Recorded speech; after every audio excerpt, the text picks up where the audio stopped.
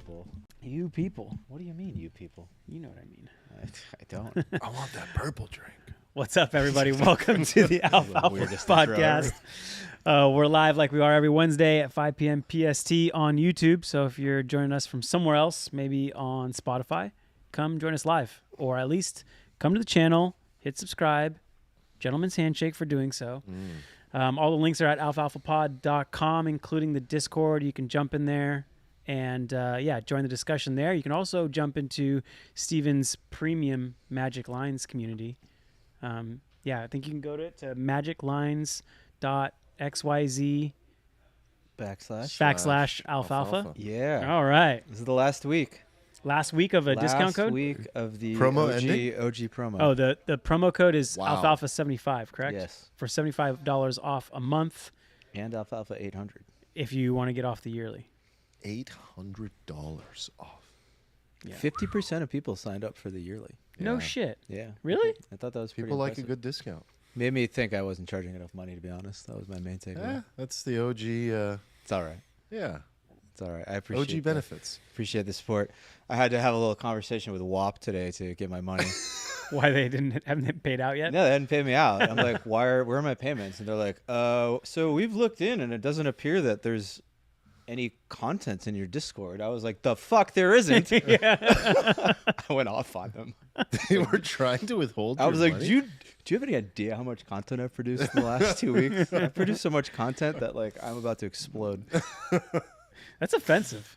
I like went off on them and then they were just like, okay, we've approved your thing. And I was like, oh, thank you. But our entire Discord's full of content. I There's actually chatter have every day. no idea. Like they probably looked into it and there's like the intern just fucked something up and they were like, God damn it, Billy. And then fixed probably it right. immediately. Classic WAP. WAP. Classic God, I WAP. can't get over that name. Steven, what are you drinking? This is a Negra Modelo. Did you put a lime in it? I did put a lime in it. Ooh, are you gonna Must put a lime in are it. you gonna escalate to old fashions tonight at dinner? Oh, for sure. I'm trying Armand? to pace myself. a Yeah, little I got to bit. drive home, though. Shucks. Maybe Maybe one. one old fashioned? Maybe 3, 7. No, I'm just kidding. Yeah. Yeah, You gotta get a Tesla, bro. I know. But that's still not legal. I just realized Eric's not What's here. not legal? And he wasn't. Getting in a Tesla trunk. It drives you. It's fine. Gray area. It's not gonna speed, right? Yeah. I just realized Eric's not here, so I have to do these camera angles. I We wasn't are, doing the whole time. We are no, you're Johansson doing the lists. camera. Yeah. Oh god. Whenever Eric's not here, the episode Everything looks just so falls terrible. apart. We Yeah, are Eric's Johansson under the lists. weather, so he'll be back next week. But we wish him a safe recovery, speedy recovery. He's gonna miss dinner tonight. Yeah, Sad. he's in bed with the blanket. He's got strep. He sounds pretty bad. Oh, poor guy. Yeah, Sending you a hug, Eric. sounds Rip. rough. All right, let's give a quick shout out to our sponsor, Zbotics. So it's zbotics.com/alfalfa, where you can get 15% off your first purchase. Go ahead and check out the pre-alcohol probiotic. It's a genetically engineered probiotic to help with all those drinks that we're about to have tonight, including your old-fashioned, Steven, at dinner. you. You take it before drinking about 1 to 2 hours, and makes sure the next morning doesn't feel like shit. So it takes care of that nasty toxin, acetaldehyde, that alcohol creates in your gut, and does it better than those rehydration drinks. What's a popular one? The one with all the sugar in it, Liquid IV. Oh god, Liquid IV is such a scam. It's just full of sugar. Yeah, It's it's just full of sugar, it's just and it sugar. doesn't take care of the thing that makes you feel like shit in the morning from drinking. So the Yeah. pre-alcohol probiotic works. We all love it. We all use it. It's the biggest hack we've had personally in the podcast, and we're glad that Zbotics is sponsored. So yeah, use the code Alfalfa at checkout for a discount, and let us know how you like it in the Discord. We gotta start having Nick pizzazz that up. We're gonna just start dressing him up like the Spanish news guys, and dress up like a dog or something for some reason. Maybe I can get like a life-size Zbotics bottle. Or like the Bumblebee man on Simpsons. I'm excited for Cowboy Star, though. I'm excited as well. Just to I clarify, love- this is me paying my debt to Steven, my losing bet. Thank you. Yeah. Thank Then you. I decided to invite the homies. So we're going 9 deep to Cowboy Star. People keep asking me if I'm covering the whole bill. They're probably like, is there a That's chance? probably $4,000. What are you gonna go? You gonna go Japanese Wagyu on Armand because he's paying? It's not even good. It's too rich. Don't do that to me. I want exactly like one bite. No, of it's it. literally one bite. One bite. Like Yeah. not even one. It's too rich and too salty. What was it called? It's so They put the rich. giant rock sea salt on it. It's just too much. I mean, I like it. It's just so rich. yeah, I liked trying it, but it kind of made me sick, to be honest. It's too It much makes like, you nauseous. richness. That it makes you nauseous after Yeah. a few. So much The richness. best is just bone-on, dry-aged ribeye. Is that baby. that's your cut? Huh? and bone the and ribeye. but Dry the edge? skirt steak there is unbelievable. The skirt steak is so good there. It's like the cheapest thing on the menu too. Well, the cheapest steak on the menu. It's so Good value. Good value. That and all the sides are fire. Snake River Farms, Mhm. yeah, skirt steak is It's so good. my favorite. It's my favorite cut. Wait, what's your cut? that's the one. Same one? I I get mean, it every I'm time. still if I'm We're gun to my all head, it's we're all ribeye. bone-in, dry-aged ribeye guys. No, well, no, the I'm skirt steak is different. Oh, you're a skirt steak guy. Yeah. Oh, okay. Yeah. If I had But two pieces in you front and I of are me, fellow. I'd go fellow ribeye, but the boners. skirt steak is so good. So good. Mm. Yeah. What do you think about New York strip? No, I'll do It it. depends on who does It's it. very hit or miss, right? It's very Do you hit think or it's the miss. most hit or miss steak cut? That's a deep question. That's why we're here. It's leaner, right? I think that's. A And I tough guess the one. fillet is probably the It leanest. might. Filet can be very hit or miss. for I me. feel like never filet, I order feel like filet is anymore. very consistent. I Yeah. feel like filet is always pretty good and not amazing. It's just too lean for me. I need more fat. I need more marbling. I agree. Tunsky says, you guys are hilariously pretentious, talking about how Yeah. nauseating Japanese Wagyu is. Talking about how what Wagyu is? How nauseating How Japanese Wagyu. nauseating. Yeah, so nauseating. Yes. I don't think it's pretentious at Away all. with that, Basil. Away with it. No, that's like I feel like if I had like my dad came and ate that, he'd be like, "Oh God," Yeah. he'd just like, "Where's the chicken nuggets?" Yeah. You know. I'm a big fan of the sides there. The That's how the- sides. that's how it's the like, you gotta steakhouses get- make not their get money. Full on It's half the fun. sides. Half Yeah. the fun. Yeah. Oh. All right, what do we got today? Are we just going to do one topic? It's like two. Okay. It's We like have two? It's deep. Well, you want to talk about this Oh, chart. that thing. Oh, You yeah. want to start there or you want to I don't know. I don't know how to work into that. You need some lube? I don't know. I don't know. I'm still like coming down from the day. It's a very stressful. I know a day. guy. Oh God. Did you see the Adrian. Did you see the Did you see the presser today? No. Okay, so this whole system we live in is so fucking stupid, by the way. The fact that like every month or two I have to not sleep for like 3 days because some guy might wear like a purple tie and like crash the market. It It's is very insane. stupid. So today was FOMC. So as is tradition in my life, I throw up all night and don't sleep and then wake up. But they put out the they didn't change rates, which everybody thought would happen. But you know how they put out the little note along with it, and now you have like the AIs. They like analyze this shit like instantly, right? So it's crazy because they put out the note with all this stuff, and then like immediately the market reacts. So rates are unchanged, and then but immediately there's this like mega down candle, and I'm like, oh God, and I like log on and to Twitter, and they're like, the internet's like, they get like a screenshot of the old statement and then the new statement, and he just slightly changed the wording around inflation. Did you see this? No, I haven't seen any of it at all. Yeah, it was just like we're making progress on inflation, and they just like removed like a couple words, right? Barely changed anything. The whole market like tanks.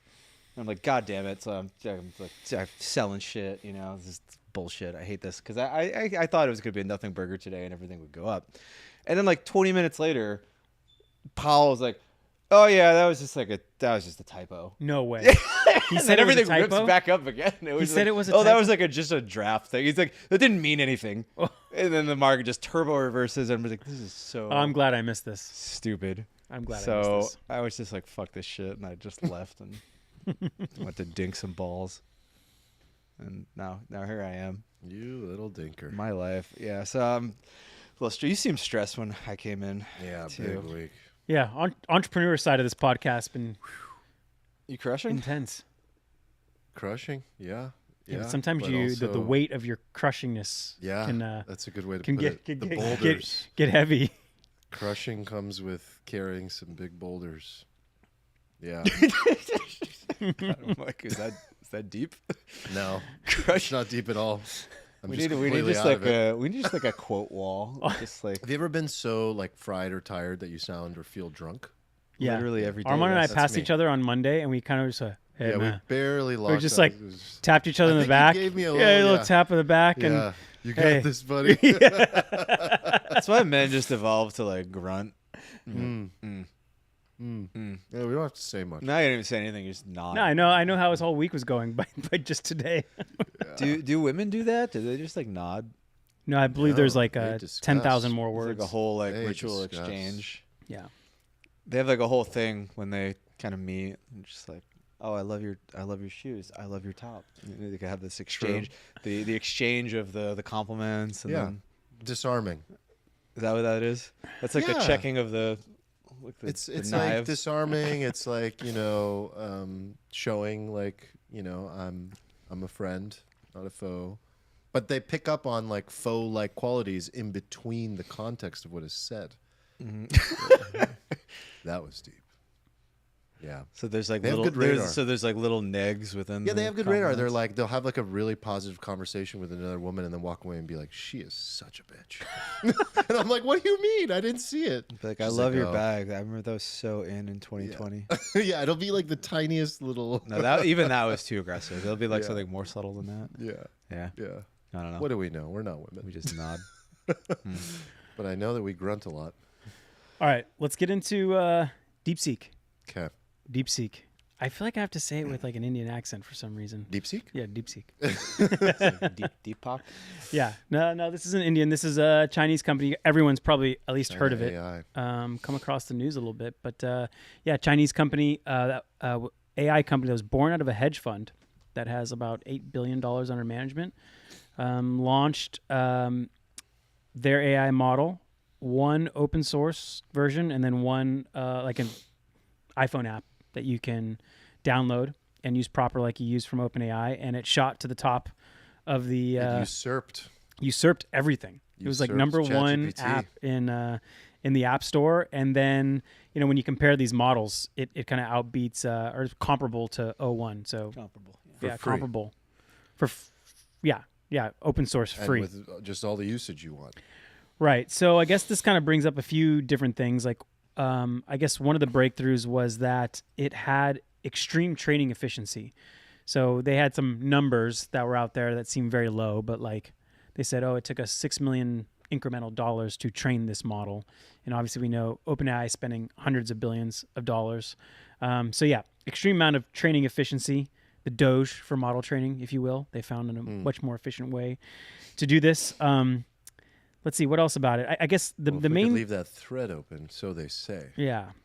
So I think there's like three things from this. Like one, it questions all the AI hardware demand going forward, which our entire stock market bull run is based upon this premise that there's an amazing amount of AI hardware demand. It questions the efficiency. Yeah. The demand is open. So we'll talk subject about to that question. part. But Yeah. it questions the computational resources necessary to train a foundation model. And then it could accelerate just commoditization of all these LLMs, right? And just general cost declines. And then third part is probably like just geopolitical aspect of it. Now that China has, potentially leading more cost efficient model and the market implications of just China having AI strength over the US. And then the other aspect we might touch on is just where to put your money now, right? Did this shift change where the investable opportunities are? So back to what you were saying, Great overview. Armand. That really helped me. That's good. He's good. Glad somebody brought a framework to good. this discussion. I can't walk in a conversation without one.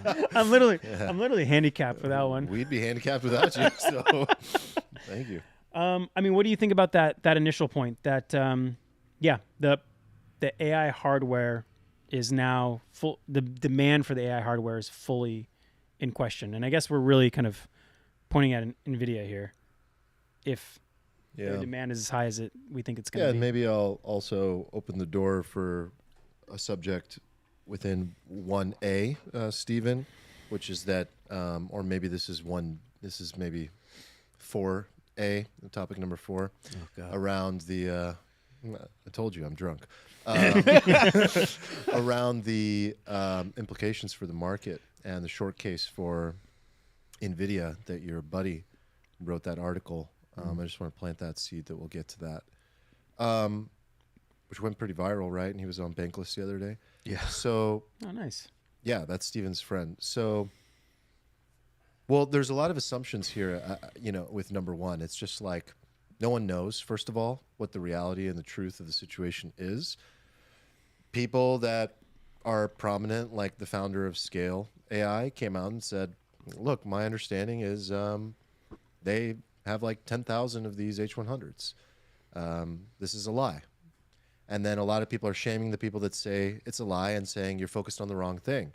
This is a breakthrough in how we approach building a model and training a model, and that there can be training done with reinforcement learning without human input, and it can be done in a much more efficient way, and it's very clever what they've done, and they've open sourced it, and they're showing people what they've done. To your point, like I think people were pointing to the fact that 20% of NVIDIA's revenue comes from Singapore, Yes. but it's unlikely that all of those are being used in Singapore, meaning they're like shoveled out the back door to China, to maybe DeepSeek to That kind of doesn't manage sound them like all. China at all. No, it doesn't sound like them at all. I think there's a lot of those possibilities. So the AI Twitter is very divided on that.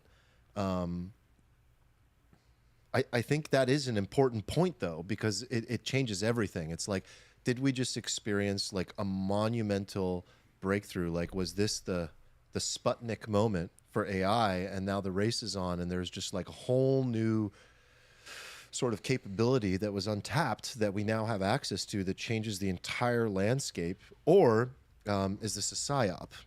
So a lot of the discussion actually like hinges on this, if you will. So a lot of like everything else we'll discuss is maybe no, but as a result of it, but we don't know. And so I don't find that part of the conversation that interesting, because we just maybe we're not going to know the cost of compute. Like, because what this means in a nutshell is that if they did create this O1 like model with a fraction of the resources, this opens up for hyper sort of just like landslide of foundation models being created for pennies on the dollar by educational institutions, by companies. I mean, everyone will be able to create on their own. And it also changes the game from like closed source is now the most vulnerable sort of thing within AI, because they don't have a business model anymore. Personally, I have always felt that was going to be commoditized, and that that foundation models in general, access to these APIs will be essentially free. Because the difference between Meta and their LLM, Llama 3 or whatever, Llama 14 in the future, versus GPT 17 in the future, I assumed will always be negligible, and it'll be a drive down to zero, aka free. So I never understood the business model, because the business model is essentially providing an API. So what do you do in a world where like closed source no longer has an advantage? You offer like enterprise grade security or high levels of customization that aren't possible, but otherwise you still don't really have much of a moat. So again, in a world where like open source rules, you have trade-offs. Some of the trade-offs will be bad. Like AI out there can be used maliciously. We'll lose a lot of the control. But this could be positive. It's no longer under the, control of a few people that are now aligned with the government and exposing themselves to regulatory capture. A lot of pros and cons, a lot of trade-offs. Could be really good for AI. But I'm not feeling confident about Anthropic and OpenAI, and I think Sam Altman is extremely exposed right now, and you can just feel it from their tweets, from the team. Mm-hmm. They're exposed, and they're trying to navigate this, Is this like analogous to, maybe this is like a loose analogy, but in crypto, for example, there was this question of value accrual to like the blockchain itself, or versus like the app application layer.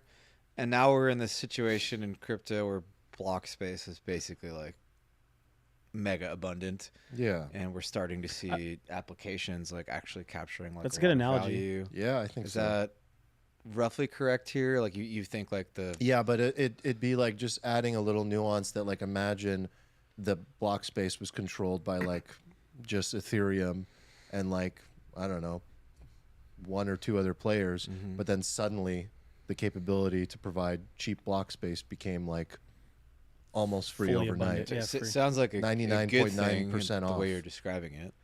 It's a very good thing for a lot of people. You know, it removes the chokehold and the control that a handful of companies have on this. But there are trade-offs, for sure. I was going to ask you, did you ever get the criticism when you were like raising money for Steno that, oh, you're just a GPT wrapper type company? Course. Yeah. Now it's funny. Because now all the now it's VCs, kind of like, joke's on there's you a little really bit. interesting circle jerk. So VCs are like media outlets in a sense, because all the VCs themselves will publish, some of them publish great materials, like Sequoia publishes great material, First Round publishes great material to help founders. But often what happens is there's this great new account I'm following that I don't remember the name of. He has like a Shakespeare profile picture. I've been following him for a while, and then I saw Elon tweeted him the other day too. I was like, nice, got the stock early. And this guy had a great post about how he nailed it, how it is for founders. VCs will write content about like what it is, what's happening in AI, and like how to develop a moat and where the kind of like, you know, play is.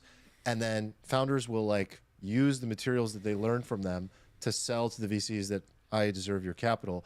And then the VCs are like, oh my God, I'm such a genius. I found the revolutionary founder.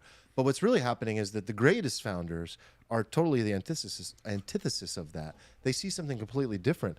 And I'm not like trying to toot my own horn, but I've always thought that was just a complete joke. I thought it was hilarious that we've had conversations for 2 years about this. And so, yeah, you hear that a lot, but that's because they were operating from a place of fear.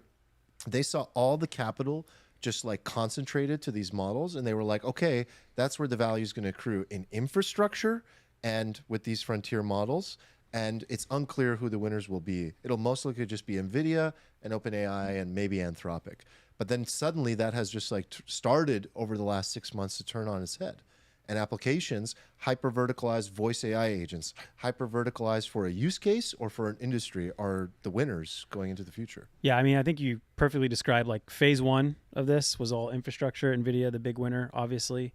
And then now this is probably marks the shift of phase two, if it hasn't happened already, which is moving to like actual software applications or larger companies that actually use AI to improve operations, improve the product.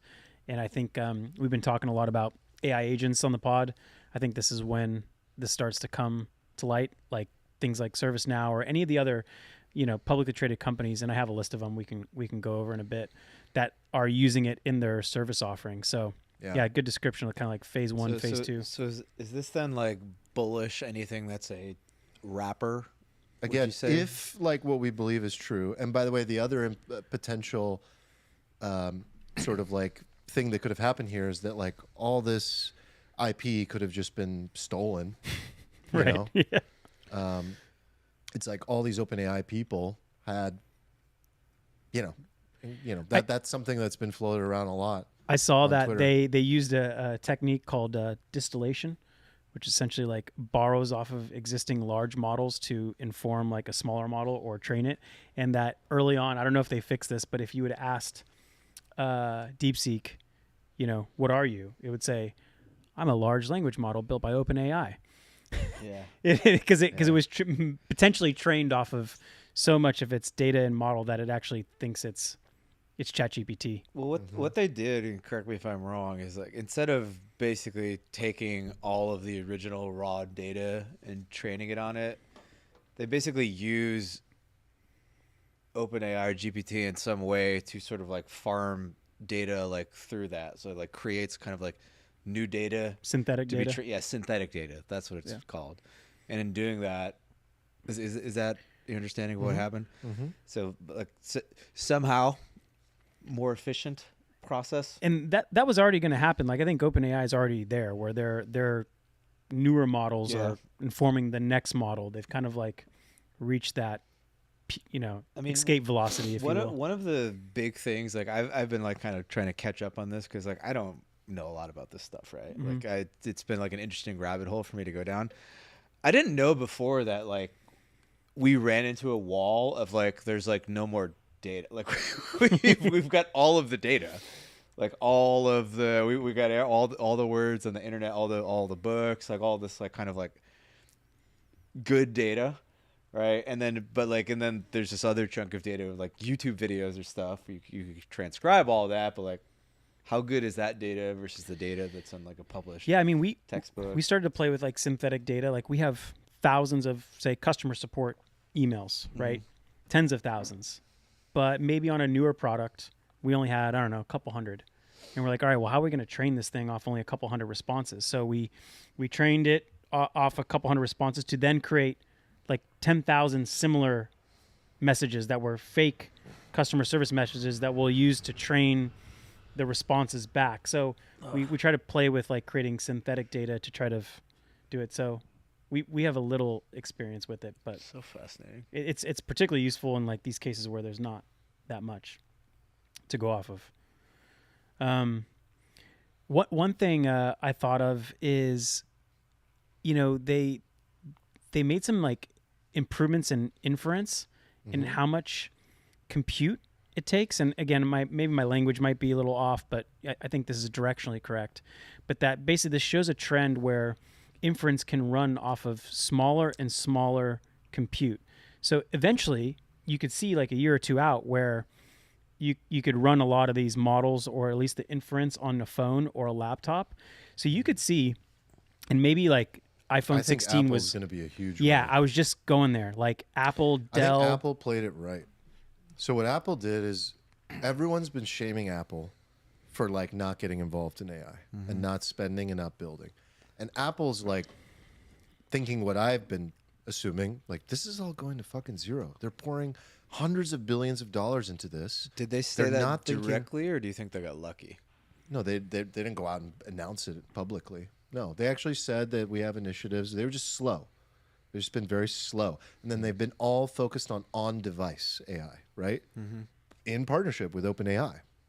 But they're like not investing into it the way that everyone else is as far as the big players. But I think that deep down, either they got lucky or I think they knew. Because I think it's pretty obvious. If you remove yourself from the hype, it was all pretty obvious to me this whole time. It's like, these are going to be free. So it's about where you place, where you interact with AI and how you interact with AI. So it's on device or an application. So applications that are going to win are going to be for a vertical or a specific use case, like I was saying. Use case would be like customer acquisition. Vertical would be like legal, you know. And on device means because of what the breakthrough that DeepSeek had, you don't require state-of-the-art H100 models. This is the big thing that we didn't talk about yet. That's the differentiation. Is you don't need that. You can run cheap gaming and crypto GPUs, and you can literally train a model very quickly, much more cheaply, utilizing this open source sort of like approach. I heard angles that they were like, maybe they even created a better ASIC, like a non-GPU that could potentially help train these models, and that would be wild if they did. But regardless, shows that like you don't need Nvidia's latest hottest chip to create a model anymore, which is maybe, you know, if you didn't think the number of GPUs that were going to be purchased, that it's not going to be as high anymore. That's number one against Nvidia. And now point number two is like, okay, well, not only are they going to sell as many, but they don't even need to sell their like newest, highest margin things. Right. And maybe their leap ahead isn't as important as it has been in the past. This opens the door for like startups. This opens the door for AMD. You know, there's going to be more choice now. I think point in favor of Nvidia is CUDA. You know, they're not just hardware, they're software too. And that software and what they provide is, you know, loved by many. And CUDA, so, like CUDA? Yeah. Yeah, I think so. Something unified device architecture. If you got that right, that's 7 points. Yeah. I feel like you probably got at least one of those right. I think I got 3 of them. You only guessed on 3 of them. I said something unified device architecture. Maybe. No, literally no idea. Okay, if I got 3 out of 4, that's pretty good. Literally no idea. But yeah, so you know, software. I think Nvidia continues to benefit from that, providing the platform. But again, assuming what we believe is fact, what we believe is true. I'm much less bullish on Nvidia long term, and I think it opens the door for a lot of other competitors. Why are you less bullish? Because like everybody's been they've had a monopoly. A monopoly on the premier GPUs that people need to create frontier models. So, Javon's paradox is at play. Like everyone's been talking about Javon's paradox, right? Yes, I'm very tired of hearing about it. Yeah, it's just like everyone just keeps throwing that. And that is probably true. Yeah. You're going to need more compute because everyone will want to have resources to compute. Everyone will want their own personal AI. It's just going to drive more and more compute resource needs, but maybe not necessarily from Nvidia. It removes the stranglehold that Nvidia had on the market. Sorry, I got caught up on Javon's paradox. It's not actually a paradox, right? When something is it Javon or Jevon? I don't know. It doesn't matter. Jevon. Javon. Is he French? Is he? It's not a paradox. Is he? Like if something I go hard, becomes cheaper. Javon. Everybody knows a Javon. Come on. I'm not gonna say it. I had sounds like a normal let like it pass. Yeah. what we're used to in microeconomics, price, supply, demand curves. Like something gets cheap. I had the same thought when I read like, about how's this a that. I was paradox? like, this isn't a paradox. Yeah, this this is makes like, total sense. It's like it's like with like energy, right? Like the cheaper you make energy, you just increase the demand for it. Right. There's like an infinite demand for energy, basically. So I assumed it was like a analogous, if not. I kept reading that and I was like, this sounds weird, and I had to get it off of my chest. Yeah. I think the best breakdown of what's going on at DeepSeek from a technical perspective that is really clear to a layman is this post here by Morgan Brown. This is from the VP of AI at Dropbox. Okay. Shout out Morgan. He broke down the Stein post, and I think just can I quickly highlight some of these things because we keep talking about the technicals, but I think it's probably better to just source this case about the short case for Nvidia. So it's insanely expensive, 100 million plus just on compute. You need 40,000 GPUs. You need a power plant, and they were like, "What if we did this for 5 million?" And they did it again, assuming. How? Well, they rethought everything. Instead of writing every number with 32 decimal places, they said, what if we just used 8? That would still be accurate enough. That reduced the memory needs by 75%. Wow. Then there's a multi-token system. So normal AI reads like a first grader, the, cat, sat, one by one. DeepSeek reads the whole phrase at once. So 2 times faster, 90% accuracy. When you're processing billions of words, this really matters, and it creates deeper efficiency. And I do agree, this is the really clever bit. They built an expert system. So when you have like, he talks about it just like an analogy of like one massive AI that knows everything. So just like the whole knowledge base, all the content that it's trained on. Instead, when you interact with the LLM, it's like you're interacting with a piece of it. And he refers to that as like a specialized expert. And it only wakes up and taps into that aspect of the data. And so it's much cheaper and much faster to do the pull, essentially. So traditional models have their parameters, 1.8 trillion parameters active all the time, but they're only activating 37 billion at once. So you're just calling the expert you need. So what does this do? It drops training costs from 100 million to 5 million. It drops GPUs needed from 100,000 to 2,000. And ultimately, your API costs are 95% cheaper, and you can run on gaming GPUs instead of having a data center level hardware. And so what's the catch? It's all open source. Anyone can check their work. The code is public. The papers explain everything. And why does this matter? Because you don't need a multi-billion-dollar data center. A few good GPUs might do it. And NVIDIA's business model is built on selling these GPUs with a huge margin. So Yeah, and I think the thing about their team to recognize as well is like clearly China's got some, ninjas, man. They've Okay, stepped up a lot in that I'm regard. confused though, because when I read that, it read like if, I don't know anything about this, and if you brought me in to like, so how do we do a model? Like, some of those things would have been like the first thing like I would suggest, like why don't we fewer decimal places? Yeah, but you had. What if you just like? I feel like the idea about like, okay, so the model doesn't try to know everything at once. It has like these sub things that know that you'd be like, wait, that's not how it already works. Those constraints have never been present for U.S. companies. I mean, there's been hundreds of billions of dollars being thrown at every single round. And maybe we should mention this because we haven't actually mentioned this explicitly, but there are export controls that China haven't been able to. Nvidia hasn't been able to sell their like most recent GPUs to China, which is why they haven't had it. So the idea is that this constraint created the innovation. Can I give you a hot take? I think the real hot take here and the real psyop here. Are you giving a hot take about a hot take? No. I think it's really that everyone's saying the psyop is what China has done and what DeepSeek has done. I think the psyop is OpenAI. I think that they have created the illusion that they need the hundreds of billions of dollars, they need it all locked up in a closed AI, that they need to slow progress for everybody else, and they need the control and they need the power.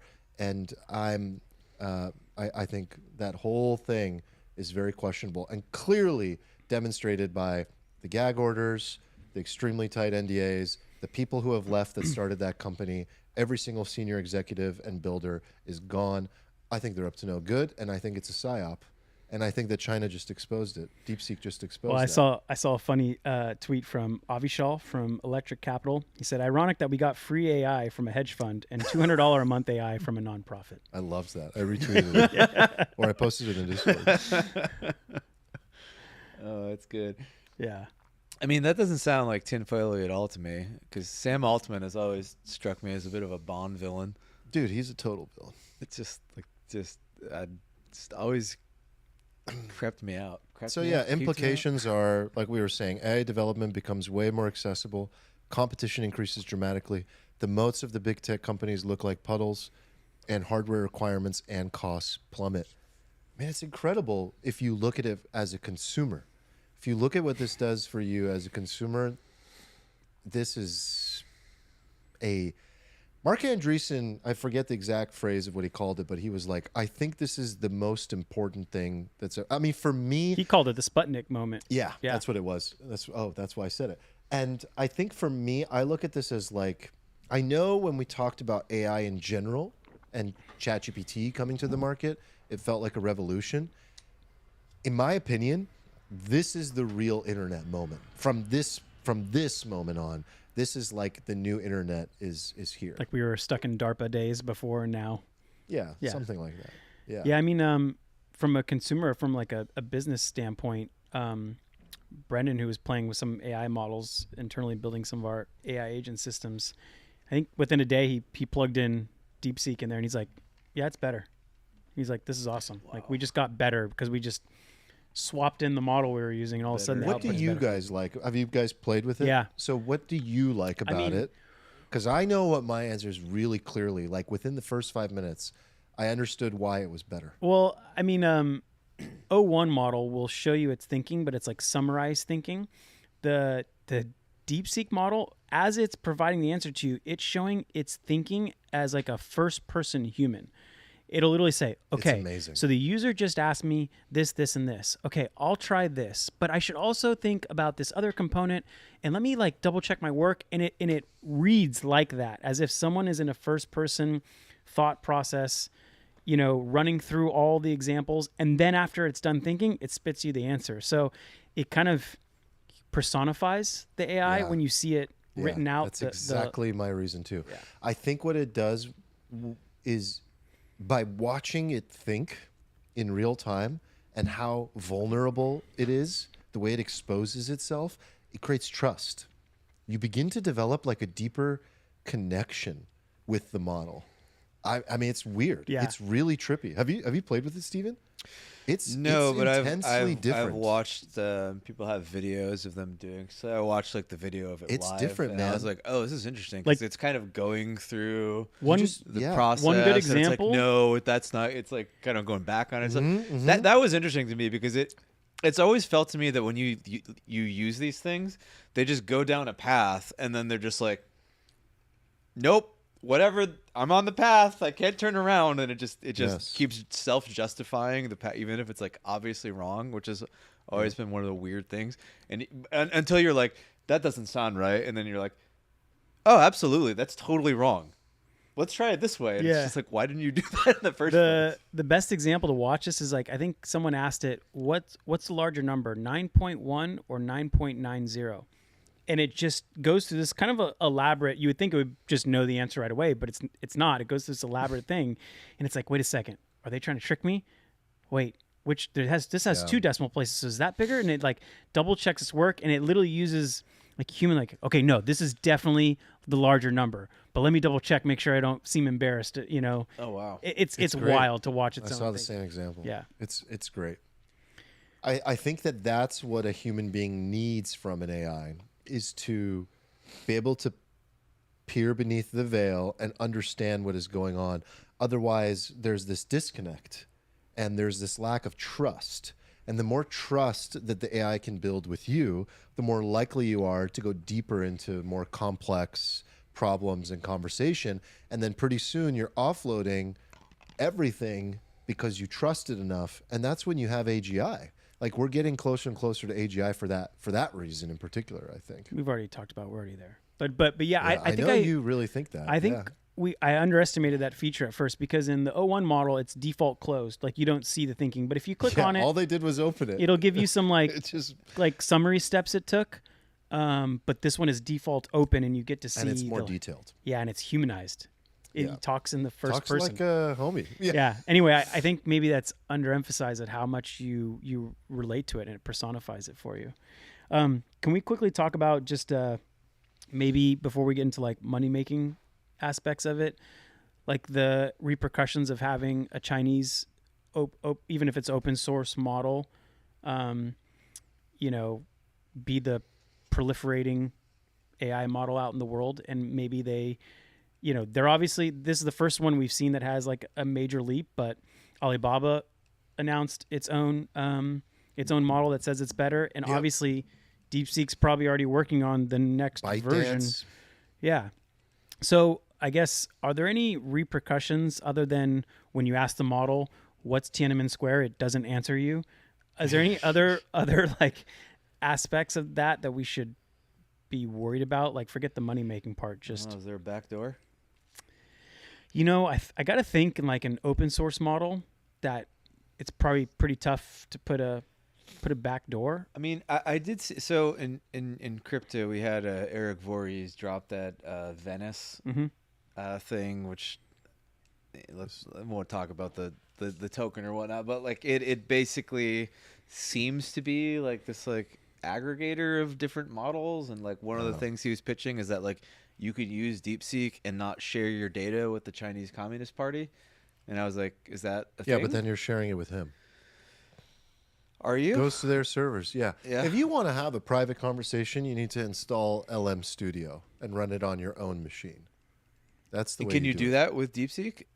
I don't know if they have that in their library, but yeah. I think you can download anything you can download from like Hugging Face, or you can download like Llama 3 uncensored and just run that through LM Studio, and you have a fully private on your machine LLM that you can interact with. That's what I was confused by, because I saw this come out and people were like, oh, it's open source and that's cool. And then Voorhees was like, don't use this. Share your data with the Chinese. If you use the DeepSeek app, you're obviously sharing it with their servers. Well, Voorhees was just being promotional for his product. That's all that was. Which makes his product seem very vaporware. But then because he came out and was promoting his product, then he got attacked. And then people went, actually, no. Actually. So the key thing, I mean, to answer your question, I'm not you don't have to use the DeepSeek app. Like Right. I'm more interested in like what this does for AI. Like I don't need to use that model. Because you can take this model and set it up fine-tune locally, do whatever you want. which I don't understand how to do. This just opens the floodgates to like AI becoming ubiquitous and accessible by anybody. And you could totally run that independently yourself and not have any concerns about it. It's not DeepSeek that I'm concerned about. I mean, yes, if you use the DeepSeek app, I'm sure that they're training on your data. And it's not like they have some enterprise API right now that I know of that you would like be paying for and be like, no, don't train on my data. This might be a very Perplexity, by the way, if you really want to use DeepSeek right now and you're like, I really want to use DeepSeek, if you use Perplexity and you switch to the DeepSeek model, they are saying that all of your data will not leave the United States and it will not go to China. Cool. Okay. I have a question for you. I don't know how any of this stuff works at like a deep level, right? But is there a way for me to install something like this locally? And like I would love if I would just go through my day to day and I could train a model. Like if I could just talk to a model like all day, like just open up charts and talk to it and be like, I'm looking at this and this is a trade. Like, is there a way to have it follow what you're doing, to see your screen, to learn stuff, and to supplement that with like additional things? Like, can I train ironically, one of these things to? I mean, ironically, like at the same time the DeepSeek happened, OpenAI introduced the computer use thing. What do they call it? I think Anthropic called theirs controller computer use, or but something like controller. Controller. Where it's like you're sending an agent off to do things for you. I saw the task. I think thing, you're yeah. no, this is different. Right. This is like you're telling the agent like go book me a flight or go buy me groceries. I want and it, it can do I that. want it to. I want it to. You be want like it to watch like an you. apprentice over my shoulder, right? Yeah, And I it's think just OpenAI is going to bring that very soon. Like they just took the next step in doing that, which is like taking a screenshot or on the app, you have the ability to share your camera and like it can input visual and like be a guide for you. I think what you're looking for is like your computer's open, everything you're doing, it's watching and it's a companion. We're probably within months of that. Yeah. Like, Okay, like good. that's not a I'm problem. even talking about being more intentional. Like I'm talking about being like I'm intentionally training it. Like I'm gonna have a thing open. I'm gonna like talk to it, and I'm gonna annotate on the screen and stuff. Actually, You to know? be specific, you can actually do that right now with Gemini in their AI studio. Yeah. So whenever I need to screen share, I go to Gemini. So like I can open up an Excel, I can open up charts, I can open up anything and get guidance from. I just want to It's like not very good, build a model of my brain in a way, because what I feel like what I do is like horrifically inefficient, and it uses so many like computational points in my own brain, and it takes so much time up, and like every single day of my life I'm like, God, like what I do isn't like that complicated. Like there's like these heuristics and kind of systems that like I feel like I could teach, and like if something could just go through all of the charts and like understand these things visually and even just act as a filtering mechanism, it would like change my life. Like it would totally change my life. Correct me if I'm wrong, but I think what he's talking about is like training a model, which Yeah. would require more than just like interacting with it. Yeah. Like you would need to put it in some kind of like examples in like a Pinecone database and leave good examples and bad examples there. But Yeah, I think what you're talking about is a lot of work. It's not like consumer friendly right now. Yeah. I'm just wondering like how far we are from that. Is that like that'll be out next month, or is that like a 5 years I mean, thing, if I had or to guess, like a year. a year? I mean, with what just happened, like this should make that happen more quickly, way more quickly. You know? Yeah. That'll be a heck of a thing for me, for sure. Yeah. I think like everyone's going to have a badass, personal, completely private AI. Yeah. Like, could you just like imagine if imagine you're like a trader and you're just like one day you wake up and you're like, oh my God, like I think this new narrative is gonna be, we're gonna put dogs on the blockchain with hats, right? And then you could just be like, could you just go through Twitter and like every Discord, just feed me stuff, right? Yeah. And it just spits out things like that would be incredible. It'd be like super incredible. By the way, there's another reason to be bearish on OpenAI. Like, why would you pay $20 a month or $200 a month to OpenAI when you could have a personal AI with access to the same information, a model that is just as robust in its ability to reason, personalized to you fully, trained on all of your personal data, constantly watching everything you're doing on your computer and continuing to add to its knowledge base, completely private, never touched or seen by anybody? Why would you do anything else? I want it. Yeah, I mean, it Why seems would like you ever pay, for these? I don't see it. I must be missing it. If someone sees it, tell me. But I don't see it. I think it's commoditization. User experience improves for your ability to deploy a personal model for your business or for yourself. On-device AI with Apple, synced to probably your personal AI so that everything stays retained and controlled. It's the fucking dream. I mean, it's going to be amazing. Mm-hmm. So do you think like OpenAI just implodes? No, I mean they're making Or- billions of dollars in revenue. I don't know if they. But like, why implode. do now. they keep making that? For now. Did they just like run the whole Kodak life cycle in like 5 years instead of 80 or whatever? Like so much money is poured into that company. Yeah. right? I mean, if they Yeah. keep releasing things like that controller view and people start getting hooked into it and using it, I could see where they have stickiness. Or Sora. Yeah, I mean, we still pay for the $200 a month from OpenAI because we want the pro access to Sora Is to that create what video the clips. 200 gets you? You get like all the models unlimited, whatever, but then you have access to a lot more features and throughput with Sora. So we use it for that. And Like no limits on O1. yeah, no limits. So we still use it for that. But I could imagine like if you trust it once to book your travel and it does a good job, you could be like, I'll just continue using this for $20 a month. God, dude, that'd be amazing. I mean, I don't know if this is like a money making implication, but I kind of see a world. Once I saw the controller, I could see a world where like APIs become less important. So before, if you wanted like your software to interact with, say, a travel site like Expedia, you'd connect your APIs with theirs, and it would like post and pull information from it. But here, there are no APIs. Like OpenAI, ChatGPT is literally crawling the web, taking screenshots, figuring out where the buttons are, what's happening on the page. And there's no APIs that happen. You just logged into your user account and it's doing it as if it were a human. So Well, I don't these know what websites are built for people, and I think that websites will be built for AI in the future. And so actually I think APIs become more important because the API needs to be built for that sort of use case of like there's an agent that's going to come to my site and needs to be able to connect appropriately instantly to capture the information it needs to check out my shopping cart and do what I need it to do. Totally. I don't It's know a if new form of, if any of you guys were like last decade web development. You used to have this like robots.txt file.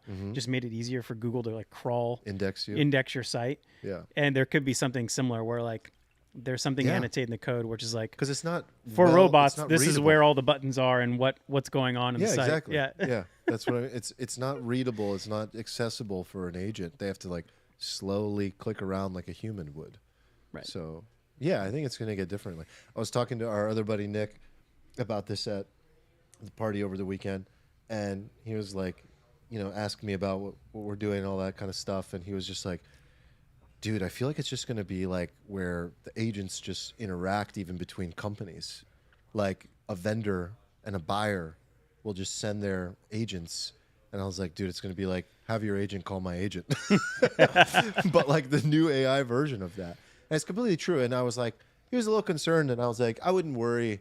Like enterprise sales, like you're still going to want the human relationship in these companies. Like SpaceX doesn't want to do business with Meta, with just with just agents. Like ultimately, some people need to talk and oversee all of this. But you're going to remove 90% of the conversation. Here are our parameters. Here's what we're looking for in a tool. Here's the level of security we need. Here's our budget. Go find the best vendor, and then they make the deal. There's a sales guy and a. Actually, I just found this quote. So Citrini, if you listen to the pod, we know we follow him. He says, This suggests a potential future where AI reasoning runs in specialized layers or protocols separate from typical human-readable interfaces. An AI agent layer could become an entirely new area for software investment. Yes. Tools designed primarily for machines to interpret and interact with other machines rather than for end users. So, Exactly. yeah, he's kind of like seeing the same trend that you are. Holy God, what a time to be alive. This podcast would have been so boring in like 1720. Like every 6 months we're like, so somebody invented the wheat They're thresher. coming to cut our heads off today. It's just like nothing happens. Like just hundreds of years of nothing happening. All right, so let's talk a little money making stuff. So we kind of touched on Nvidia a little bit. We said, bear case is more efficient models could reduce the demand for costly GPUs, pressuring their future growth, obviously. Bull case, the lower training costs actually spur more companies rather than just like Facebook, Amazon, OpenAI to start up their own kind of like training clusters and actually increases the demand for GPUs. We also touched on a potential PC or mobile supercycle, right? If all this compute can run, or all these models can run on a small amount of compute, you could see maybe a year or two in where, you're running all these things on your phone and your new laptops, which might be a reason for everyone to upgrade. So Apple, Dell there. I guess, did you guys have any kind of immediately obvious ones, either shorting or going long in terms of where money might be made? I mean, the market already kind of made its initial reactions. Nvidia was down like 17%, went back up 8%. Today it was down 5%-ish. Yeah, I mean, Nvidia itself is super interesting. Obviously, Jeff Emanuel, who wrote that article, he wrote it on the bear case for Nvidia, so I assume he's bearish. I listened to a super interesting chat today with a former Bridgewater guy. Forgot his name. He was pretty bullish Nvidia. Kind of took the Jevons paradox angle with it, basically. Like from my perspective, as like a drawer of lines, like I kind of feel like, I wish I had the chart in front of me. I feel like it's like 100, 105. What is Nvidia right now? Let's see. It kind of seemed like we were going to knock like 30%. You're at 123, sir. Yeah. So like 100, 105 looked like good value. I saw maybe this opportunity to maybe buy Nvidia there, and looked interesting. And it doesn't look to me like it's like totally over. The other interesting thing to me was like how quickly the market sniffed out Apple. Yeah, like when Apple was instantaneously up. Wait, really? On Sunday, yeah, like No in the way. pre-market, it was crazy. It was super crazy. I haven't looked at anything. I didn't know that. Yeah, it had one of its best days in years. What do you know? Was it anything like what I'm saying? I think they yeah, sniffed out exactly what you're saying. Yeah, it's basically that, like, this basically enables people to sort of run these models on devices, like like the for reasons I don't understand because I'm too smooth brained. The architecture of like Macs is like super optimal for the DeepSeek world. Like if you want to run these things locally, apparently, from an efficiency standpoint, like Apple's architecture is like really, really, really, really good. So the market like immediately saw that. So it's super cool to observe. Because I was in some groups and Nvidia was down like a lot, and Apple was up, and we're all like, "Wait, why is Apple up?" And people were trying to hypothesize. I saw someone running DeepSeek off like a chained, like daisy chaining some of their like machines to be able to run it on. I was like, okay, well, you could obviously see out in the future where this could run on. How is AMD doing? Because I'm more bullish. I on thought AMD would be doing better. I was actually looking at AMD because. So I'm bullish on AMD because in a world where we shift from GPUs to more energy efficient CPUs, AMD wins. ARM would be another pick for me. Can I comment on AMD? I found like an analyst note saying They design and produce high-performance GPUs, CPUs, and FPGAs with unified memory architecture. And their unified memory architecture and FPGA capabilities, I don't know what that means, are crucial for decentralized AI systems Yes, and which is what we're real-time moving inference. So I would that's just kind of the bucket reason. the whole thing under like semiconductor companies. That's like high conviction in a world where DeepSeek is real and wins, and we have decentralized AI. Like semiconductor companies, here are the ones that AMD, ARM, Broadcom, because they provide custom chips for Google and Meta. Some startups, which I mentioned, Cerebras, What is Grok. that? Grok would be Cerebras is not publicly traded. no. There's like a it's a couple startup. companies. Yeah, there's a couple companies that kind of nip at the heels of some of the Nvidia Yeah, entrenched it might advantages. push it forward. Like one of the advantages is the oh, by the way, Corby, compute unified device architecture. Oh, you're not as smooth brain as you thought. Not bad. So Cerebras, I think, is a competitor in that niche. That's kind of one of Nvidia's moats, right? The other one is sort of like the connectivity of like the chips, like the sort of like I'm not saying this right, but the sort of the bandwidth that kind of like connect kind of integrates these things. And there, but Jeff pointed out that this is kind of one of those things that's also being like eroded. There's like a couple companies kind of chipping away at that as well. But I didn't see anything that you could invest in those two areas because, as you said, Cerebras is startup, but watch it. Grok, watch it. Grok, GROQ, Q. right? I would watch the whole semiconductor thing. I think that's very bullish if DeepSeek ends up like doing what it does, and this really, happens.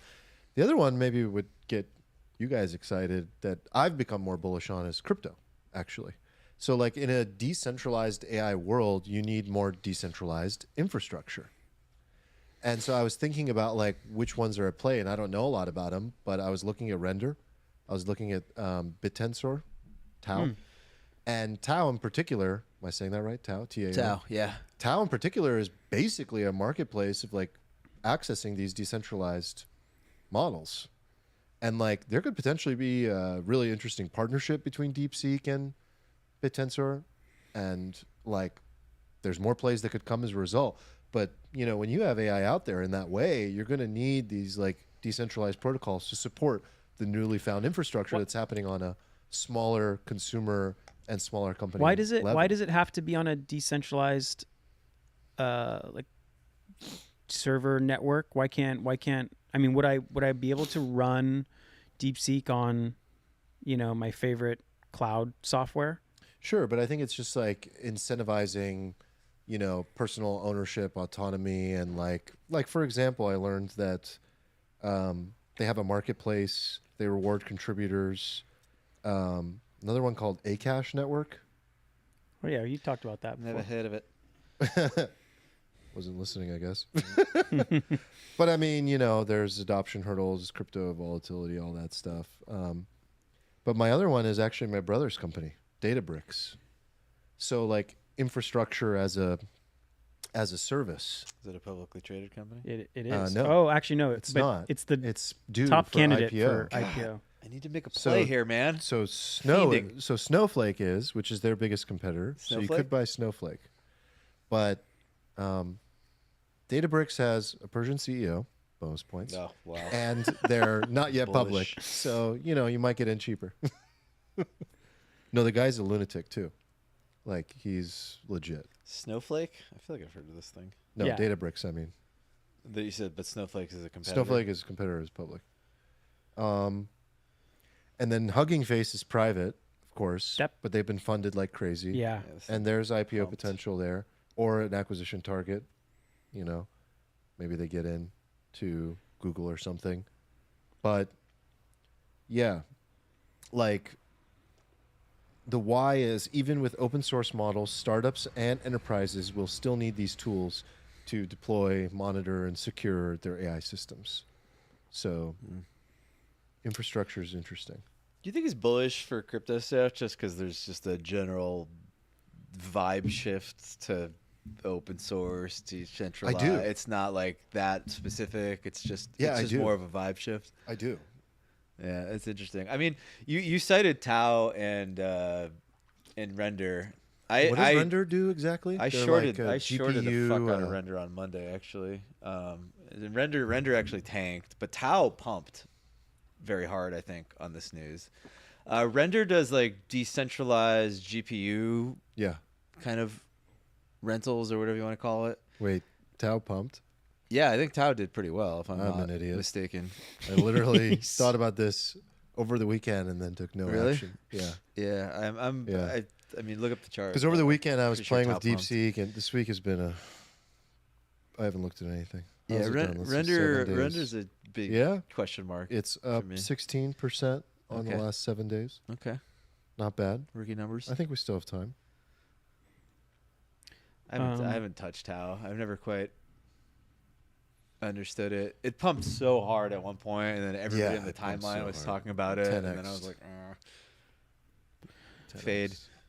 I have a list of things that are not necessarily focused on the data infrastructure or hardware and manufacturing. So this is like if you fully believe in phase 2, which is kind of business facing, consumer facing AI applications, like the actual products, not the underlying models, not the hardware infrastructure.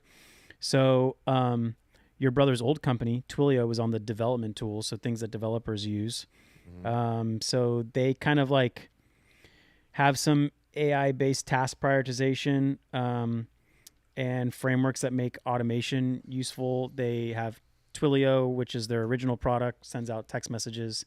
They have Segment, which takes in a lot of data and helps like prioritize like pixel management and stuff like that. That's one. Atlassian is another one that got mentioned. They use things like Jira, Trello. Like you could see AI actions and tasks be integrated into your actual project management software. Same thing with Asana. You could see that kind of like do some AI agent stuff. We mentioned ServiceNow before, similar to ServiceNow. I think we also mentioned UiPath.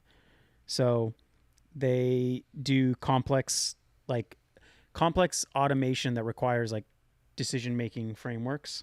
So they're on the potential list.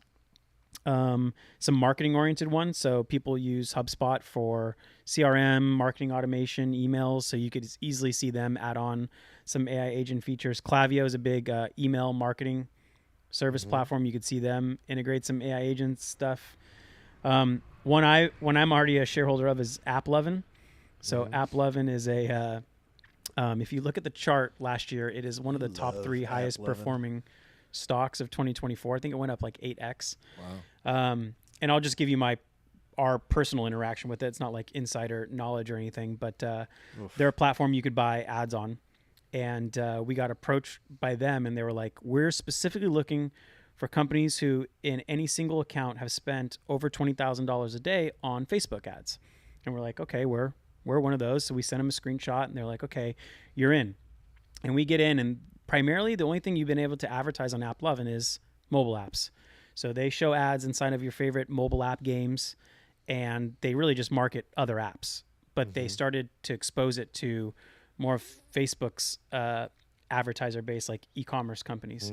So we went on there, and we went from spending like $500 a day to like over $100,000 a day within weeks.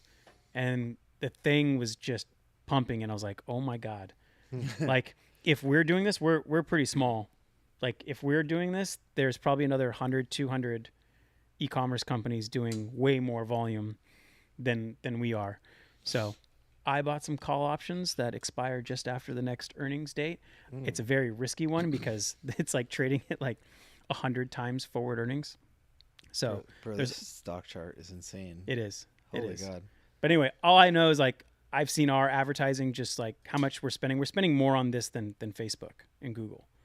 So it could be that just there's only a certain amount of advertising there. It's become your number one traffic source. Yeah. Whoa. Yeah, it's wild. Huh. So I feel like I would literally hate myself If you did. if didn't at least take a flyer on it.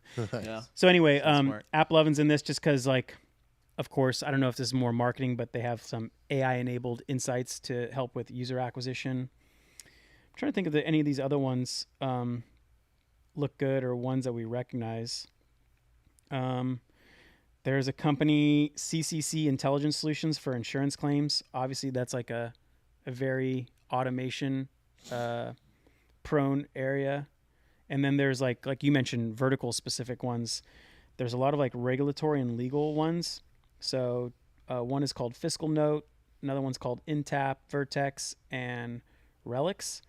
And yeah, they have like they're adding on AI features for their regulatory compliance, legal stuff, which you could see could easily be improved. So if you believe in this, like, hey, we're shifting towards all these software, whether vertical or different layers of like the stack that businesses use, and AI agents are going to be a big thing, whether improving their own efficiency or making their customers more profitable using it, and that increases demand, then, you know, probably makes sense to just spray and pray a little bit initially, because you don't know where the real winners are going to be. And then if a few of these horses start to really move and you could see progress over the next like couple quarters, then you could probably consolidate. But it's tough to choose which one of these are going to like do well. So hard to pick. Because like someone mentioned, hate picking stocks. like Klaviyo is in this list, and we use Klaviyo, and I'm like, I fucking don't really like that software. Yeah.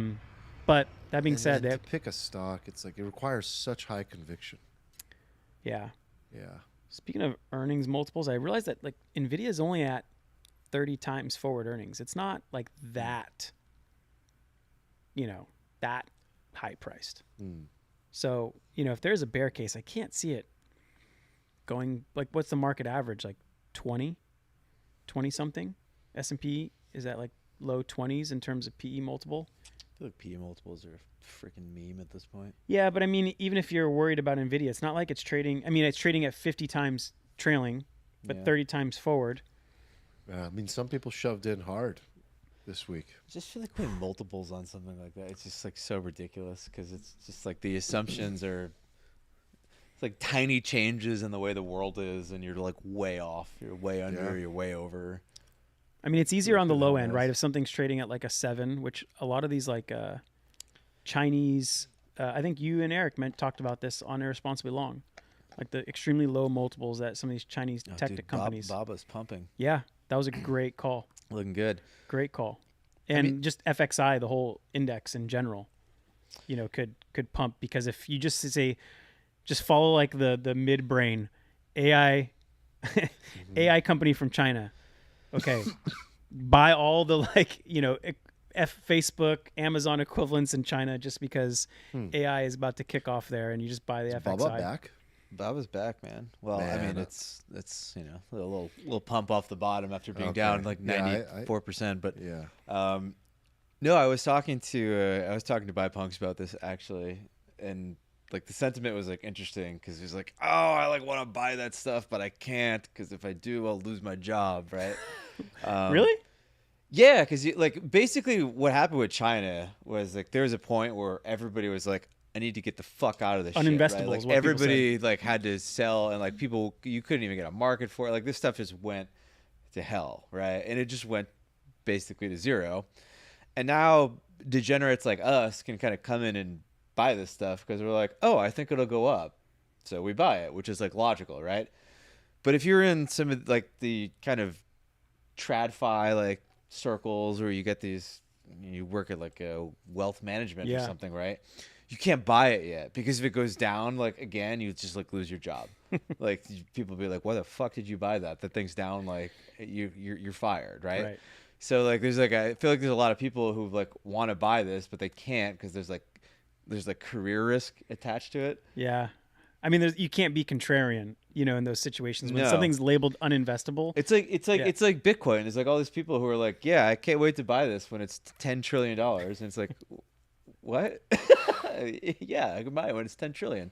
So I won't lose my job anymore. I wonder if there's any like semiconductor companies in that FXI index, because you could obviously see more GPU, maybe even ASIC innovation coming out of China.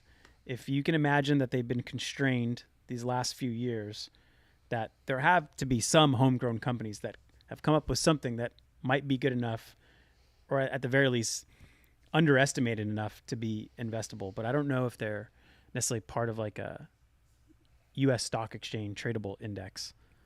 I've seen a lot of people mention Chinese ticker names, but like I can't buy them in my Schwab account.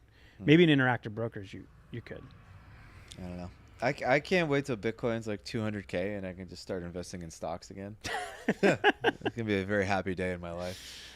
Right now it's just like, it's just so cheap though, and it's gonna go up, and I just. I mean, when you see these kind of like market shifting narratives, do you question whether just general risk on market appetite is still there, or is this like a risk off moment, or do you try to like pull back and be like, no, this is a wiggle, and I'll obviously pay attention to my lines, but I'm not gonna fully back out because this AI hardware thesis is crumbling beneath us. I mean, I was confused Sunday night because I wasn't confused. Like I get why everything sold off, but also it was like that was a huge sell off, right? And to me, it was analogous to like, okay, one of the biggest company in the S&P 500 is like an energy company, and they supply all the energy to the economy. And then like China just invented like free energy, and then like the market tanks, and it's like, okay, I get why that's kind of bearish because this company supplies all the electricity and they're in the S&P, but like obviously it's mega bullish for the economy if everybody has free electricity, right? And it just seems like the same thing with the AI. Obviously it's just generally mega bullish for the economy as a whole. Like if everybody has access to AI models that are like 1/20th the cost, and the efficiency is like through the roof, and everybody's running these things open source, and look, obviously that's like mega bullish. And I also didn't see why it was bearish for crypto at all. Like as you pointed out, like it should be bullish for a lot of reasons. I don't know.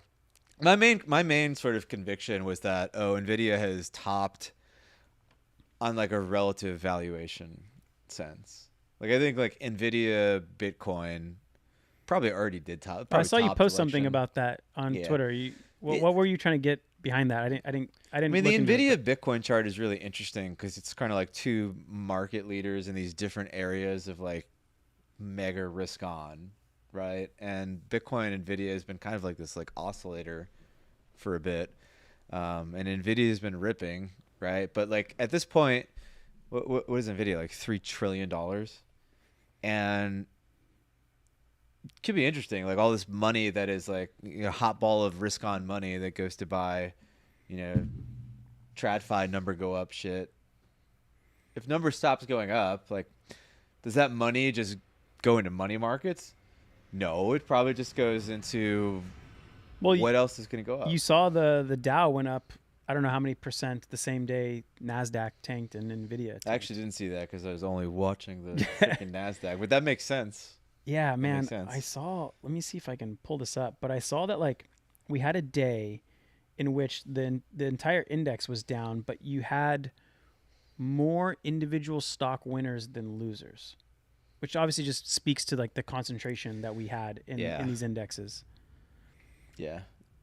So yeah, I mean, there was essentially a rotation trade. It wasn't like we sold everything, right? It rotated into, I don't know what's in the Dow, like industrials and transportation, and I don't know even what's in Dow that thing. Jones Industrial Average. Okay, industrials. How it is. Quaint. Yeah, I know. Yeah, but those pumped. Yeah, that's good. Wait, how much? What time is dinner, by the way? 7:30, sir. 7:30. Okay, we get a little time. Yeah. Do you have any more AI stuff, or do you want to? Do you want to just stay a while? Do you want to armchair it? Do you want to just sink in? What's on your mind, buddy? Should we talk about this? Should we take a hard left turn? Talk about this study. Take a Larry. Is this I don't even know what this is. It was just a really. Should we skip the "We Are Super Fucked"? What was the "We Are Super Fucked"? Chris Sacca. Oh, Chris Sacca.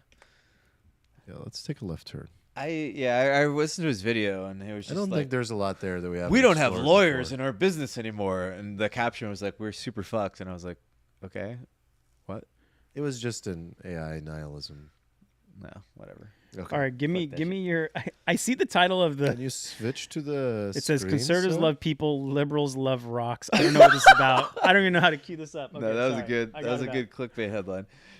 No, so there was this study done called the Ideological Differences in the Expanse of the Moral Circle by a guy named Adam Waits. It was sounds like published- something I should have gotten my PhD in. Yeah.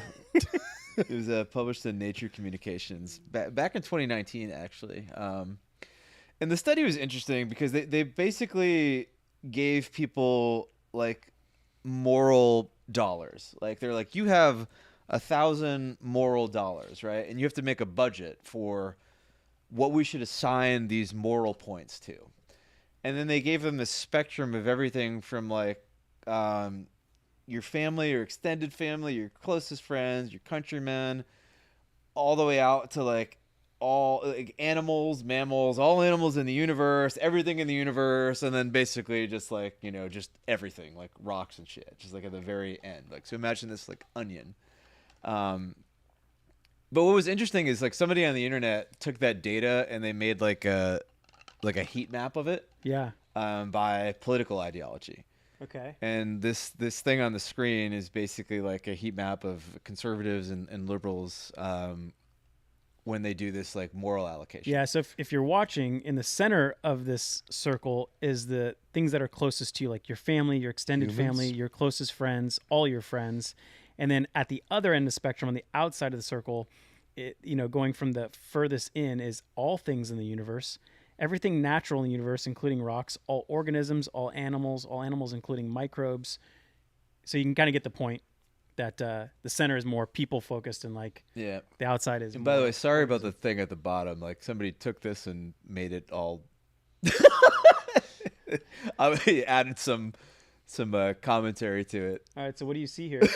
But that commentary aside, I mean, the chart was like very interesting to me, and it actually kind of matches up with a thing that I have like observed and felt and was like always weird to me, which is that people of like a left mindset, they tend to oftentimes, like I've seen that they seem to care about like animals more than people, like depending on the people, or they care about like nature more than they care about humans in general. And it was interesting to see this plotted out in like a heat map data. Like if you look at the conservative liberal thing, like you see right at the center, like both of these groups, they tend to actually be similar with family, maybe extended family, but then there's this just mega divergence, right?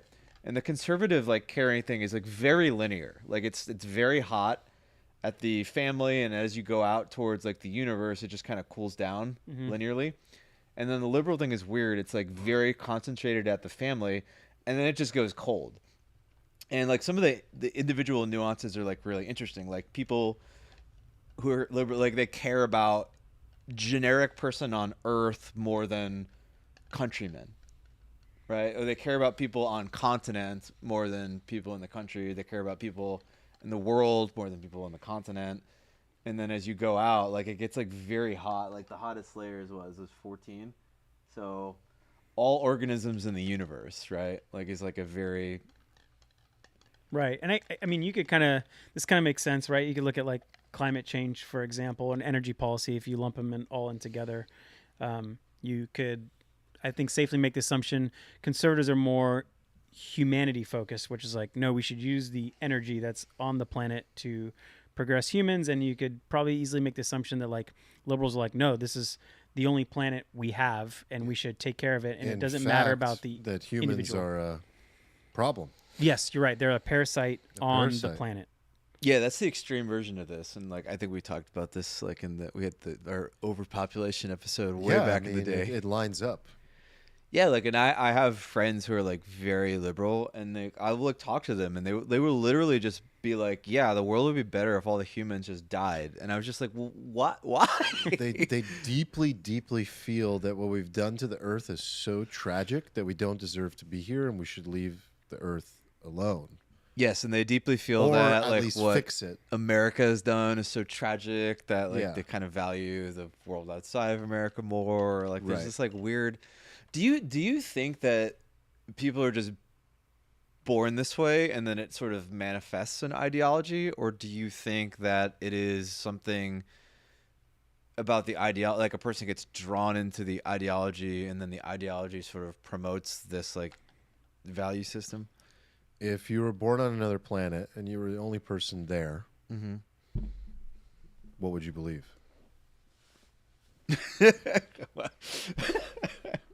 I mean, well, it'd be hard for me. I think, wouldn't care about my extended I family. think I guess my point is that like almost everything that we come up with in terms of beliefs is driven by the people around us and is ideological. So for the most part, I don't think people are born with like some sort of innate belief or value system. I think it's shaped by culture, religion, family, friends, and tribe. That's funny because my immediate reaction, like to just try to put a different lens on this, was like, okay, maybe conservatives are more tribal and liberals are less tribal. And like if you put a tribalism on the scale of like conscientiousness, you'd probably put it like bottom half, right? But what you're saying is that maybe liberals think that way because or maybe both sides think that way because they're just by nature tribal and they actually get these views from their close cohort of people. Yeah, I think it's like a different response and belief based on the tribe that they value. Kind of fits in with religion, right? Because if you're very conservative, you probably are more religious, and then like Christianity is very focused around like your neighbor, mankind is like the steward of the earth, and right versus like the liberal mindset is we just happen to be here.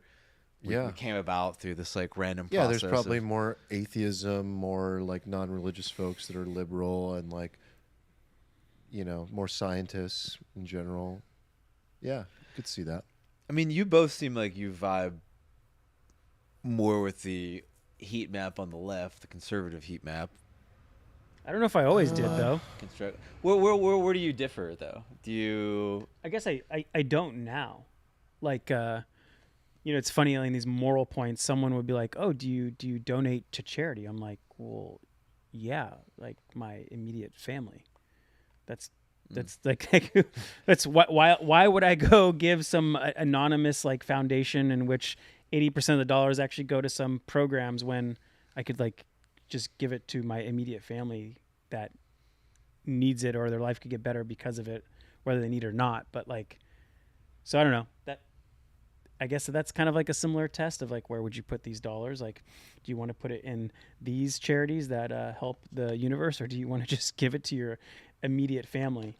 And I think I would kind of fall on a similar scale to the left. I mean, sure, if we're at an event and there's like a, you know, a couple $100 donation, happily, but in terms of like, you know, if it's a big bucket of money and you're self-selecting, I would definitely be more on the ones and twos than the 15s and 16s. Is there like any portion of humanity where you would be like, nah, I'm gonna start going with some nature stuff here over these random humans I don't know? All right, let's see. How do they describe random humans? All your friends, all your acquaintances, everyone you've ever met, everyone in your country, everyone on your continent, all people on Earth. Like you're saying, okay, I don't really have an association with all people on Earth, especially ones that are there outside some my people continent? on Earth where you're just like, all right. Okay, for example, right? If you gave me one of those like horrific kind of trolley problem things where I had to like pull a lever and it ran over that's a good phrase. My dog or like a random person on Earth, like I'm just gonna run over the random person on Earth. I guess maybe that makes you a bad person. No, but like, I could see like I'd move up specifically dogs, and maybe like your dogs. You're just all dogs. Maybe most dogs. So most dogs over the final. Yeah, the final like. On Earth. Maybe I think I would. That's interesting. See if my mom was here, she would definitely not jive with that. I mean, what do you want to go rescue more? The random homeless person on the street, or a dog just kind of like by himself, like Wait, really? clearly homeless? You go dog? You go dog. No. I would go dog. I would go dog too, but my mom would be like, "We are all God's children, and the fact that you picked." Wait, you guys are serious right now? You're choosing a dog over a human being? My dog? Talking about a homeless? Yeah. Okay. What do you No, I mean? didn't You say your you dog. you pass by 3 homeless people on the way from the parking lot to the front of the office. Like, Wait, there's I some do. If there was a dog- there's some nuance here. If it's a stray dog I don't know and just a normal human who's homeless, I'm definitely just picking the human. but Right? let's say both are docile. But if it's like a really cute innocent dog and it's like one of those homeless guys who's like stabbing people or something, like I'm gonna have to go dog.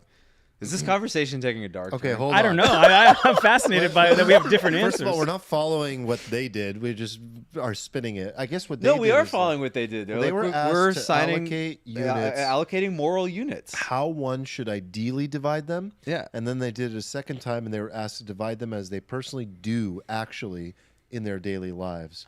And they were allowed to assess the differences between actual and ideal moral allocation. Mm-hmm. No meaningful differences emerged, though, on that. So Yeah, ideal which is versus interesting actual. because like I So- can definitely just see myself being like, well, this is what I should do. If two people, if you have a dog that needs help and a human that needs help, I'm no question picking the human. All humans, no questions asked. Every single human beats every single dog. I think it's a lot easier for people to pick the dog. For some reason, human beings are just like really pulled to animals and they really want to choose the animals. But I think if you ask me, like, what's the more morally just thing to do, it's the human life. I mean, I will say that the fire alarm has gone off in our building. Yeah, no question And about my wife has grabbed the dog before even checking if I'm registering that we're all leaving. Yeah. So she just grabs the dog and is on the way out and is like, might check back to see if like, is he coming? Is he not? Like, and I'm like, grab the laptop. The laptop, we need the laptop. Yeah. I mean, this is a common thing people have. Is like most people like dogs more than humans. I think this is like pretty a common. lot of people do. Yeah. I would. But my point is, like, gun to your head, you need to choose. I'm picking the human. I mean, you should pick the human. I think. So this is the question of Morally. actual versus ideal. Yeah. Are you different in this one? I'm almost always going to pick the human, right? Okay. But like again, like if it was like my dog versus like No, my dog is closer to the inner circle. Oh, that's true. That, not a human though, it's a dog. No, I know, but they should, create a new number that doesn't just say all mammals. It should be like my animal, and it's like probably number. Okay, but does your dog 4. rank above every person you've ever met? I don't know. For a lot of people, it does. yeah, I could I see a lot think, of people yeah, it's siding like with that. family. Yeah. Yeah, Dog's family. I know, which is weird. Like your dog. Man, I literally kind of call my dog family. my son. Yeah. Yeah, it's not a clean thing. Like Yeah. dogs you know are different than dogs you don't know, Yeah, well, for sure. and people you know are obviously different than people you don't know. You No, don't sorry. think so? I'm just laughing because Armand had 2 daughters and he's like, this is my son. now. Yeah, My dog is my son. Yeah, for sure. I mean, this is such a tough problem because, like, for me, if it was like a cat, I'm just picking like all humans over the cat, because I just don't care about cats, and it's easy in my brain to be like, oh, humans are. It's moral to save all humans versus cats, but you give me a cute dog, or you give me my dog, and then you give me like a really shitty human that like I don't even know, and then I'm like, So is the question of like where you fall politically even relevant? I guess these are just some like correlations. How do you look at that aspect of it? well, it's definitely relevant because there's a massive correlation, Yeah. right? Like a huge correlation, and I'm like wondering like. So it's a values-based system that's different between the two groups. Right, which is why I was like, well, there are people just born like this, and ergo they gravitate conservative or liberal, or do No, they because like even adhere in to an our lives ideology we've and then shifted in just like a span of a few years, and you oscillate. You oscillate a lot. I Yeah. think throughout life in general, people will typically start more liberal and become more conservative. Yeah, I guess for me personally that's true, because I think I used to be more liberal, and I've gotten older and I've gotten more conservative, and I also simultaneously We were have Marxists. valued nature like less and humans more. Yeah. Like I used to be very sympathetic to this idea of like, oh, people are parasites, whatever, like Mother Earth, and I feel like as I've gone the other way, like I've actually been like, oh, there's like this moral value to humanity, and people are more important than trees and community. And, you know. your neighborhood, and animals. people. Yeah, I know. So, Yeah. but I'm like wondering what caused what. Sounds like you've become Like, more did I just conservative. change and become right? But did I change and as a result, I became more conservative, and as a result of that, like I did, or did one? Yeah, I cause see the what other, you're you know what I'm saying. saying? I think both. It's like you are evolving, and then you're evolving in a direction where your values are aligning with a conservative approach to life, and the conservative approach to life is more inner world community versus outer world and non-tangible immaterial things. So I think like you are changing, and then you're also aligning with a group that feels similarly. Yeah. But also puts a premium on humans. Yeah. Like I think there's people, like there's some people on like the extreme fringes of the left who just sort of view humans that they don't know as they're just sort of like another animal, and then they're like, well, these are bad animals because they're destructive to Earth or whatever. So we put them below dogs. Yeah, I see that a lot. Yeah, it's Yeah. weird. Yeah. Yeah, I mean, I don't know. Super. Yeah, it's pretty fascinating. Looks like a comet floating. Yeah. It is funny how on the conservative one, like once you get all the way out to the universe, it gets kind of red again. You get like really, really cosmic, and then they're like, yeah, I don't okay. see any red out there. Yeah, no, if you go all the way to 16, Okay. you can see a little red Little dot. speck. A little red dot. If you go far Is that enough God? out. Yeah, actually that's probably Yeah. probably just God. Yeah, see? Oh, See? I don't see it. Yeah. I don't see it. What are you talking about? There's There's literally green and blue. Where's bro, the like under red? the 16, there's a Bro, that's a my that's a pointer. back shadow. wait, what? It's a color thing, Steven. No, oh no, yeah, no. you're colorblind, remember? No, I am, but clearly there's a darker color behind the 16. No. Yeah, that's a Yeah, drop that's shadow so that we can see the number. No, it's behind the shadow outline. How can we see it if it's behind the shadow Guys, outline? you guys are trolling me. Like aside There from is the no- outline of the number, there's a different color. All right, I'm gonna default to the two people who aren't colorblind on this podcast right now. Okay, No. this is actual gaslighting. Yeah. No, there's a dark color behind. Somebody in the chat, please tell me I'm not going crazy. There is a dark color. There is a dark but color it's behind. not there to support your point. It's there to just make the 16 more visible. Yeah. Yes. No, Yes. This Yeah. is 1997 graphic Yeah. design. we need to sort. We need to go to the original data. We can to, check the to data. solve this. That All is right. that is such a Well, troll. should we do that before we leave for steak? We can go check the data. Yeah, Okay. we're gonna have to go to the source data. All right, guys, let's wrap it up there. Ready for steak. Yeah, I am too. I'm ready I'm for too. steak I'm as excited. well. Thank you again for organizing, Armand. Anytime. Get everyone Anytime, together. Steven. Big old Thank Just you. dinner more table. bets with Steven. Thank you, Yeah. Armand. We need a He'll new be bet. organizing next time. That's Yeah. for We sure. need a new bet. What are we gonna bet, dude? New East, Denver, new bet. Oh, Let's go. People liked sweating the bet. Oh, We hey, gotta for give 'em people that another are one. still here, are you guys going to East Denver? Yeah. I think so. Great. Is there going to be an Alfalfa meetup? Yeah. Great. Well, nothing's been planned, but official, I like to think unofficial Alfalfa people will get together. Got to rotate those Yeah. those guru profits into a nice bar tab. Great. Yeah. So, do you know if day 1, day 2, I nothing yet? don't even know that what I don't dates it know is. So. when East Denver is. Okay, Honestly. so I'm Hopefully not announcing soon. I'm announcing Alfalfa meetup for you. Alfalfa you meetup going? at East Denver. I got to look at the dates, but I'm pretty sure. When are the dates? Let's check. Eric and I are not going, so it's You're up to you not? two. Oh, you can't No, announce. man, I have a baby to deliver. Oh yeah. Excuses. Baby to deliver. So does Ooh. Eric. How I convenient. will not be Oh, March. everyone in the Discord assumes you are. Just so you know. I'm leaving that March. What's the last day in February? The 28th. This is how we get information from Nick. We have Always to bring him to the podcast. shouldering the burden over here. Yeah, it's up to you, buddy. It's a tough boulder to I carry. got a big a big 40th boulder. birthday party to It's a attend big to. boulder. Yeah. It's a big boulder. Are you going back to my original when I was drunk? What? I forgot. The Shouldering a boulders. boulder. Shouldering a boulder. All right, we're unraveling fast here, guys. Yeah, check the Discord for updates on ETH Denver. Otherwise, thanks for joining us. Thanks for all in the chat for chiming in. Tunsky, we see you. You made us laugh. Thank you. And yeah, we'll see you guys next week, Wednesday at 5 p.m. PST on YouTube. Like the video if you haven't already. Love you guys. See you. Peace. Bye.